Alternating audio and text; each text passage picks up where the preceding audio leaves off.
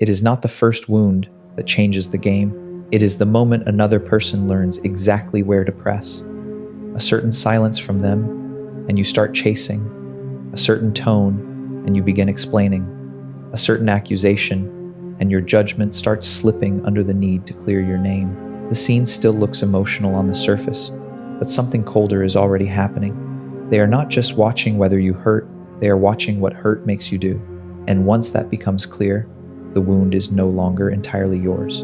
In this video, we are going to isolate the exact point where pain stops being private and starts becoming strategically dangerous. We will break down the sequence, why suffering alone does not make you controllable, why visibility is the first danger, why reliability matters more than intensity, which wounds are easiest to convert into leverage, how repeated access hardens into structure. Because the real loss of power does not happen when you are hurt. It happens when your hurt starts giving someone else a way in. Let's begin. Most people misunderstand leverage because they place the danger too early. They think the problem is pain itself. That is too crude. Pain is common. Rejection, shame, guilt, fear, abandonment, humiliation. Human beings carry these everywhere. But not all pain exposes you, and not all exposure gives another person control. Some pain remains internal. Some pain is visible, yet still unusable. So the real distinction is not between wounded people and unwounded people. It is between pain that remains costly and pain that becomes operable. A person does not gain power over you simply because they know you suffer. They gain power when your suffering starts altering your behavior in ways they can read, anticipate, and work with. When certain triggers reliably produce pursuit, collapse, guilt, defensiveness, appeasement, over-explaining, or need, this is not really about cruelty. It is about conversion. The moment private pain becomes visible pattern, the moment visible pattern becomes predictable reaction, the moment predictable reaction becomes leverage, and the moment leverage becomes part of the structure between two people. Chapter 1. Pain is not leverage. Pain is not automatically leverage. That is the first mistake people make. They see someone wounded and assume power has already shifted. They see rejection, shame, fear, grief, loneliness, and conclude exposure is already built in. But suffering alone does not hand another person control. Many people hurt deeply without becoming easy to steer. Their pain is real, but it is still private, costly, but not usable. A wound does not become leverage because it exists. It becomes leverage when it starts creating access. Until then, it is still pain, not power. This is why two people can carry the same injury and produce completely different outcomes. One feels it and remains difficult to move through it. The other feels it and slowly begins organizing around it. Their choices start bending around relief, reassurance, avoidance, or self-protection. The difference is not who suffers more. The difference is whether the wound becomes a root into behavior. The danger is not that you hurt. The danger is that your hurt may begin shaping your decisions in ways another person can enter. Chapter 2. Legibility creates exposure. The conversion point is legibility. Pain becomes dangerous when it stops being something you feel and becomes something another person can read. Not every wound reaches that stage. A person can carry pain for years without becoming easy to use through it. The shift happens when the wound starts leaving a visible trail. Now, the issue is not only suffering, it is information. A person notices what tone makes you shrink, what distance makes you chase, what doubt makes you defend yourself, what kind of silence makes you start proving, pleading, clarifying, or performing. At that point, your pain is no longer fully private. It has entered the interaction as readable material, and what can be read can be mapped. This usually does not happen through one confession. It happens through pattern, facial tension, speed of reply, sudden overreaction, repeated sensitivity around one fear, one insecurity, one threat to status, one threat to attachment. People learn your exposed places by watching where your behavior changes. Exposure is not mainly about honesty. It is about pattern visibility. The moment your pain becomes recognizable as a pattern, another person no longer has to guess where your inner pressure lives. They can see its outline. Chapter 3. Reliability creates leverage. Visibility is not enough. A pain point becomes leverage when it produces a reliable result.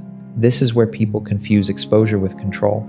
Someone may know exactly what hurts you and still have no real power through it if the reaction is inconsistent, contained, or useless. The real question is not how deep the wound is. It is whether the wound gives a predictable return, because leverage depends on repeatability. A person does not need your deepest trauma.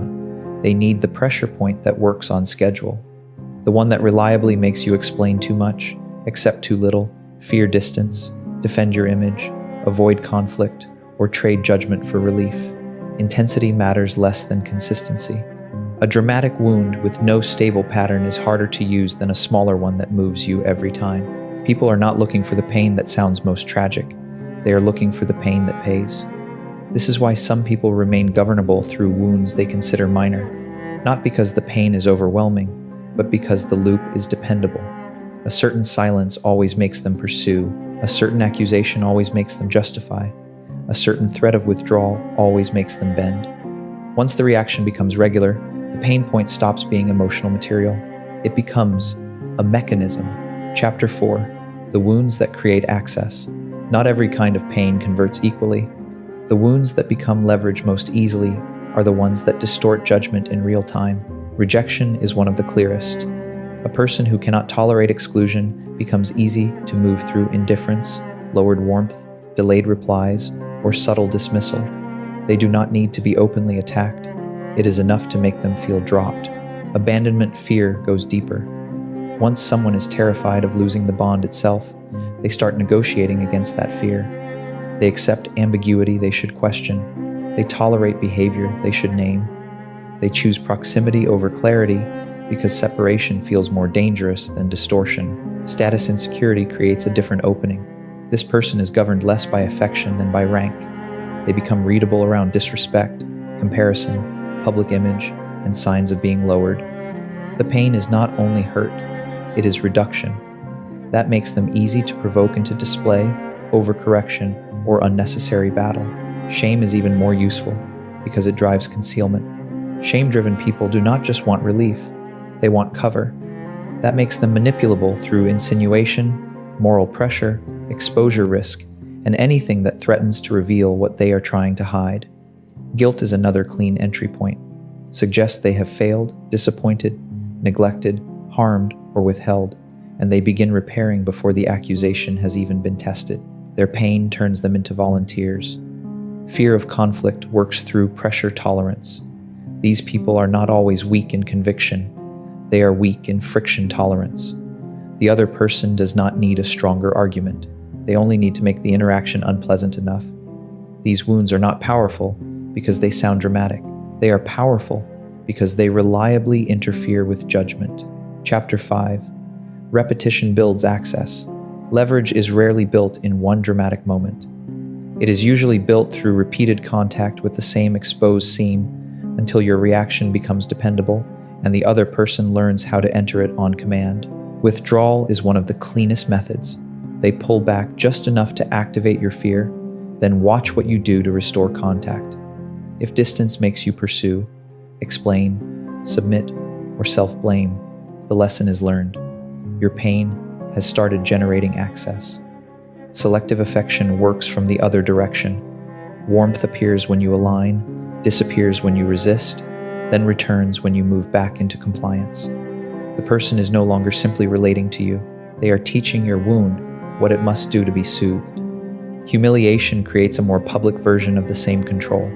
A cutting remark, a small reduction, a correction placed in front of others. The point is not only to hurt you, it is to see whether wounded status makes you collapse, overreact, or start performing for restoration. Once that sequence is visible, public pressure becomes usable. Ambiguity is especially effective against pain that craves certainty, mixed signals, unstable tone, unclear commitment, reversible statements. The target keeps trying to resolve the uncertainty, not seeing that the uncertainty itself is the instrument. If not knowing where they stand makes them easier to move, ambiguity becomes leverage. Triangulation adds a third point of pressure. Another person is invoked, favored, compared, implied, or placed nearby as a threat to belonging or rank. The goal is not information. The goal is activation. Once jealousy, insecurity, or fear of replacement enters, judgment starts bargaining with pain, accusation, and moral framing work, because they force the target to defend from inside their own conscience. If shame, guilt, or fear of being seen badly already exists, the accusation does not need to be fair. It only needs to touch the exposed place. Then the person begins proving, clarifying, apologizing, and repairing before first examining whether the pressure is legitimate. Silent punishment works because it makes the target regulate the break in contact. No open conflict, no clear charge, just cold absence, withheld warmth, reduced access. The pain point does the rest. The more desperate the person becomes to end the discomfort, the more usable their wound becomes. Not by inventing a weakness, by finding the existing seam and returning to it until it stops being a feeling and starts becoming a switch. Chapter 6. Pain makes you negotiable. The people most easily controlled through pain are not always the most wounded. They are the ones who become negotiable the moment pain is activated. The real distinction is not who hurts more, it is who starts trading clarity for relief. Approval-dependent people are one example. Once disapproval feels like danger, they stop evaluating the situation on its merits. Their attention shifts to repair. They want the atmosphere restored, the perception corrected, the bond stabilized. That makes them easy to guide through disappointment, withheld warmth, or subtle social disapproval. Shame-driven people yield for a different reason. They do not only want the pain to stop, they want exposure contained. Once shame is activated, they often surrender position just to escape being seen in the wrong light. Conflict-avoidant people are governed by friction itself. They can see the manipulation clearly and still move off their ground because the immediate discomfort feels too expensive. Their pain does not erase perception, it overrides endurance. Emotionally exposed people create a shorter route in. Hurt appears too quickly on the face, in the voice, in pacing, in the need to answer. Others do not need to infer much.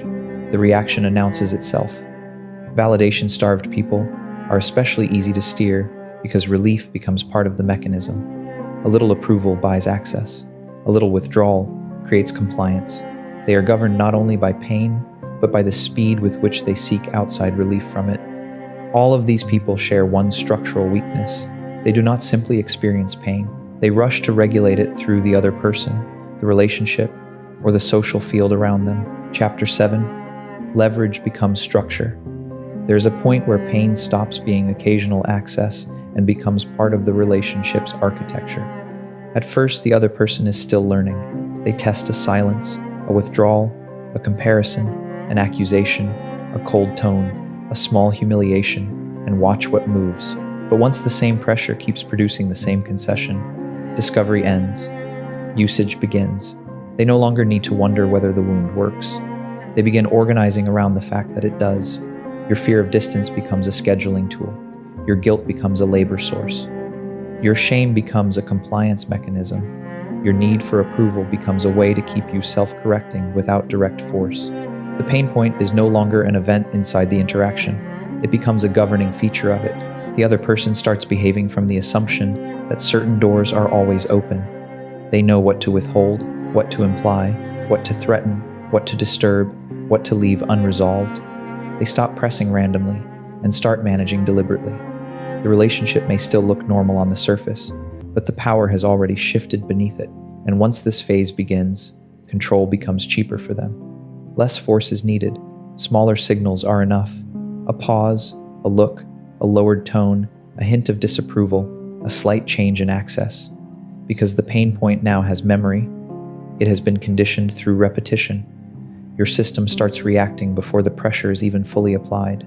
This is why structural leverage feels so hard to name when you are inside it. Nothing dramatic may be happening in the moment, no visible domination, no explicit command, and yet your decisions are being shaped in advance by the anticipation of pain. You are reacting not only to what the other person does, but to what you know they can do. Chapter 8. Break the access loop. The goal is not to feel less. It is to stop making pain operational for other people. That begins with opacity, not dishonesty, not emotional numbness. Opacity, the reduction of readable reaction. The less instantly legible your wound becomes, the harder it is to map, time, and press. A person cannot easily govern what they cannot clearly track. Then comes slower reaction speed. Most leverage depends on immediacy. The trigger lands, and the response follows before judgment has time to return. That is the opening. Slow the sequence, and you interrupt the mechanism. Pain may still be present, but the path from activation to concession becomes less reliable. Once reliability weakens, leverage weakens with it. The next correction is dependence. If another person remains your fastest route to relief, they remain dangerously close to your decision-making. The more urgently you need reassurance, approval, repair, clarity, warmth, or emotional stabilization from the source of activation, the easier you are to steer. Control enters where relief and trigger stay tied together. Then there is the refusal to negotiate while activated.